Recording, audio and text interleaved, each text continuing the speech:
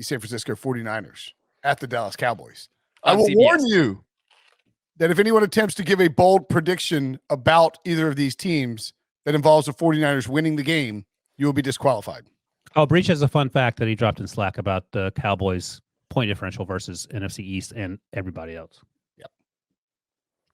You know what? I'll go ahead and read that. The fun fact is that, people like to point to point differential. There's a new word. Different people like to point to it, yes. Have gotten better. Oh!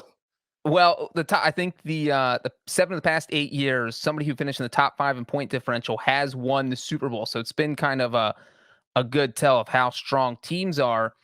But with the Cowboys, it feels a little misleading because, they finished the season by outscoring their opponents by 172 points. That was the second highest point differential in the league. But they went 6-0 against the NFC East, outscoring them plus 136. But against every other team they played, they went 6-5 and only outscored them by 36 points. So 6-0 against the NFC East, outscoring by 136 points, and 6-5 against everyone else, and barely outscoring them. So the Cowboys are a different team when they're not playing NFC East teams, and that raises a little bit of questions here.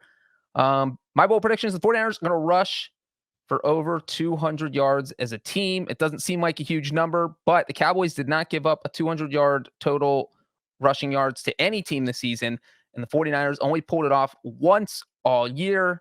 And I have to think if they hit that number, they'll probably end up winning, and the Cowboys have given up 130 yards per game on the ground since week 9. An average. Dude, My bold prediction. Couldn't even get to Urban Meyer's number? Just 200? Just 200. You know what, Brinson?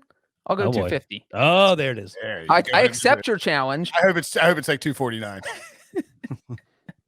My bold prediction is that Deebo Samuel has more interceptions than Trevon Diggs. That is not my bold prediction. I just want to make that joke. More caught. Caught. I was just being crazy. My bold prediction legitimately is a touchdown pass last week. I know. My bold prediction, that would be something. That would be a bold prediction. Trevon Diggs will catch Deebo Samuel's interception. No, that's not it. It will be that Deebo Samuel has more rushing yards than the Cowboys' leading rusher. Ooh. And more receiving yards than the Cowboys' leading receiver. Ooh. How you like that? That's I don't bold. like it because I was going to go with the Deebo throws, catches, and rushes for a touchdown in the game. I don't know if I thought about that, but I don't know if he'll throw another pass in back-to-back week. I mean, maybe. That seems. That's how you get it. You start to psych the Cowboys out because you get the Cowboys thinking there's no way they would do this 2 weeks in a row, and then boom, you do it 2 weeks in a row. Well, what Kyle Shanahan would do is have Deebo run the same play, sort of like run the same play, but then add a wrinkle where you have another reverse on it, like early in the game, and then run the same play again, and then have him throw later in the game. So like sort of set it up like he's gonna throw, but not have him throw, and then come back to the toss later in the game. So my bold, I hate to double down on Deebo. That's fine. He's good. Yeah, my bold prediction: runs, passes, and catches 1 touchdown. Just one. One of each. Well, I mean that's 3 total. Wilson. Yeah, but I mean, like that would be LaDainian Tomlinson. That would be a monster game. I had Josh Allen scoring 6 touchdowns last year, so I mean, you could say 2 of each. That would be bold. No, I'm not going to go 2 of each. Deebo's pulling his hair out. Yeah, the 2 of each. That would be ridiculous. Are we then consensus, I guess, on the fact that we all like the 49ers? What's the line? They're losing then. Yeah, no, I'm a little worried about that. The Cowboys are favored by 3. Yep, Cowboys are favored by 3. That's a great line. The total is 51. I mean, the money line on the 49ers is plus 140. I kind of love it. I like the 49ers to cover. I'm not sure yet where I am on the win-loss. I felt the same way, but then I had to publish my picks Tuesday morning, so I had to decide Monday night. I had to pull the trigger. Yep. I went with the 49ers. To win? To win. The thing is, and we saw this last week, that Jimmy G starts slow and looks like he forgot how to throw a football, and then they fix things at halftime. And so the question becomes, if they keep things close in the first half, I think they win the game because it feels like the halftime adjustments, Shanahan's able to do damage control, and Jimmy G snaps out of it. It's close. I'll probably be leaning with Breech. Do you guys think that the matchup here with Dan Quinn and Kyle Shanahan is a factor? No. I think it's fascinating. Yeah, I think it's fascinating. I mean, as someone noted, I don't know who it was.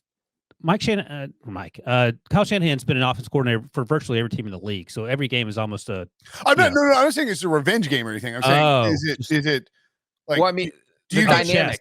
I tend to give Kyle Shanahan a little bit of an advantage here because his offenses got to go again. I mean, but Dan Quinn saw everything Kyle Shanahan, used in the playbook, And vice versa.